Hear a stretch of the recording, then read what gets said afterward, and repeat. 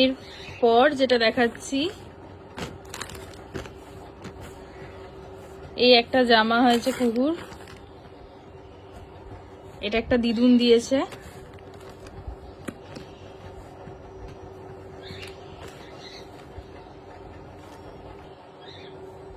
আর এবার যে জামাগুলো দেখাবো এগুলো পাঠিয়েছে কুকুর ঠাম।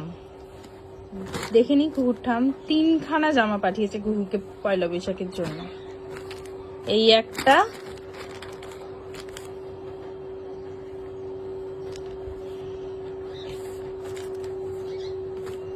এই একটা,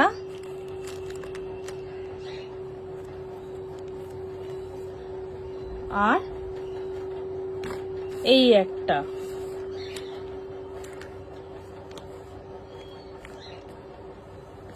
এবার তোমরা জানিও কুকুর কোন জামাটা সব থেকে বেশি সুন্দর লেগেছে তোমাদের। আজকের মতন টাটা।